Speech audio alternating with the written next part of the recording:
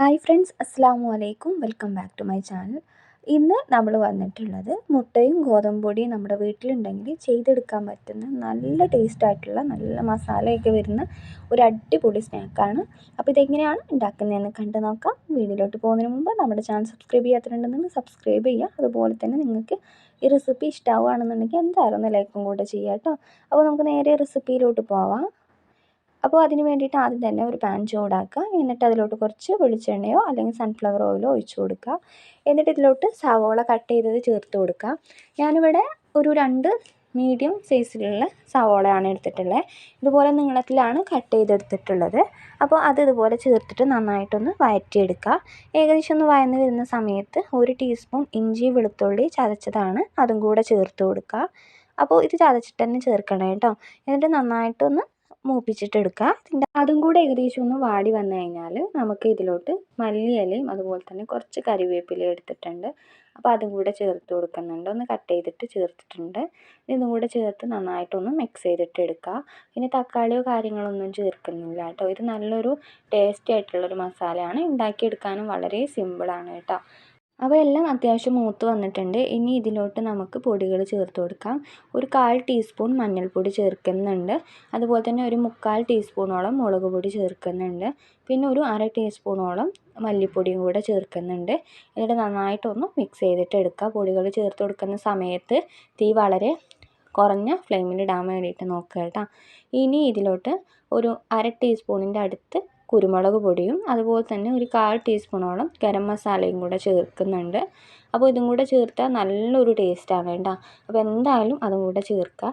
എന്നിട്ട് ഇതുപോലെ നന്നായിട്ട് തന്നെ ഒന്ന് മിക്സ് ചെയ്തിട്ട് എടുക്കുക.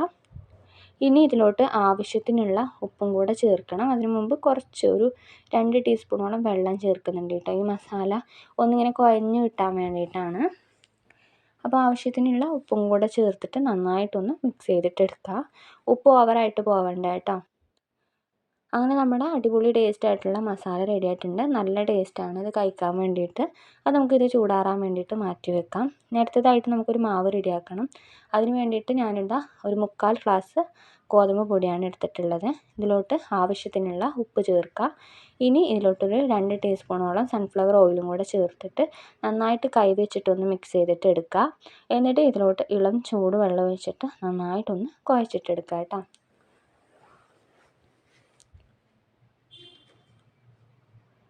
അപ്പോൾ നന്നായിട്ട് തന്നെ കൈ വെച്ചിട്ട് നന്നായിട്ടൊന്ന് കുഴച്ചിട്ടെടുക്കട്ടെ. നിങ്ങൾക്ക് ഗോതമ്പ് പൊടിയും മൈദപ്പൊടിയും വേണമെന്നുണ്ടെങ്കിൽ മിക്സ് ചെയ്തിട്ടും എടുക്കാം കേട്ടോ. ഞാനിവിടെ ഗോതമ്പ് പൊടി മാത്രം വെച്ചിട്ടാണ് ചെയ്യുന്നത്. അങ്ങനെ ഇതുപോലെ കുഴച്ചെടുത്തിട്ട് 4 ബോളുകളാക്കിയിട്ടാണ് എടുത്തിട്ടുള്ളത്. ഇനി നമുക്കിതൊന്ന് പരത്തിയിട്ടെടുക്കണം. അപ്പോൾ നിങ്ങൾ ഉണ്ടാക്കുമ്പോൾ അതിനനുസരിച്ചിട്ട് മാവിൻ്റെ അളവൊക്കെ കൂട്ടി കൊടുക്കാം കേട്ടോ. ഞാൻ ഈ ഒരു മസാലയിലോട്ട് കറക്റ്റായിട്ട് 4 ബോളേ എനിക്ക് ആവശ്യം വരുള്ളൂ. അതുകൊണ്ട് ഞാൻ അതിനനുസരിച്ചിട്ടുള്ള മാവേ എടുത്തിട്ടുണ്ടായിരുന്നുള്ളൂ. ഇനി നമുക്കിതൊന്ന് പരത്തിയിട്ടെടുക്കാം. അപ്പോൾ റൗണ്ടിലോ ഇഷ്ടമുള്ള ഷേപ്പിൽ നമുക്ക് പരത്തിയെടുക്കാം. എന്നിട്ട് നമ്മൾ തയ്യാറാക്കി വെച്ചിട്ടുള്ള ആ ഒരു മസാല ഉണ്ടല്ലോ, അത് ഇതിന് മുകളിലോട്ട് ഒരു 1.5 ടീസ്പൂണോളം ചേർത്ത് കൊടുക്കുക. എന്നിട്ട് അതിന് മുകളിലായിട്ട് ഒരു മുട്ട പുഴുങ്ങിയത് ഇങ്ങനെ കട്ട് ചെയ്തിട്ടുണ്ട് കേട്ടോ. എന്നിട്ട് അത് നമുക്ക് ഇതുപോലെ അങ്ങനെ വെച്ച് കൊടുക്കാം.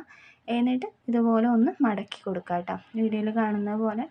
അപ്പോൾ ഒട്ടി നിൽക്കാൻ വേണ്ടിയിട്ട് കുറച്ച് വെള്ളം ഇങ്ങനെ ആക്കി കൊടുക്കുന്നുണ്ട്. പിന്നെ ഗോതമ്പ് പൊടി ആയതുകൊണ്ട് തന്നെ കറക്റ്റായിട്ട് ഒട്ടി നിന്നോളും. മൈദയുടെ പേസ്റ്റിൻ്റെ ആവശ്യമൊന്നും വരുന്നില്ല. ഇനി ഇതുപോലെ വെള്ളം ഇവിടെയും കൂടെ ആക്കി കൊടുത്തിട്ട് ഒരു ബോക്സ് പോലെ അങ്ങ് ആക്കിയെടുക്കുക. നമ്മുടെ പപ്സൊക്കെ കഴിക്കുന്ന ആ ഒരു രീതി ഉണ്ടല്ലോ, അതുപോലെ ആക്കിയെടുക്കുക. അപ്പോൾ ഇതാ ഒരെണ്ണം ഇവിടെ റെഡി ആയിട്ടുണ്ട്. ബാക്കിയുള്ളതും അതുപോലെ തന്നെ ഒന്ന് റെഡിയാക്കിയിട്ട് എടുക്കട്ടെ.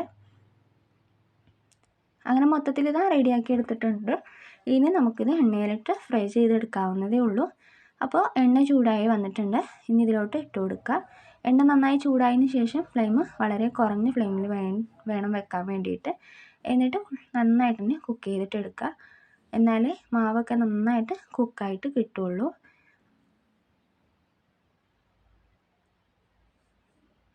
ഏകദേശം 1 മിനിറ്റിൻ്റെ അടുത്താവുന്ന സമയത്ത് ഒന്ന് തിരിച്ചും മറിച്ചൊക്കെ ഒന്ന് ഇട്ട് കൊടുക്കുക കേട്ടോ. ഈ ഒരു മീഡിയം ഫ്ലെയിമിൽ വെക്കുക.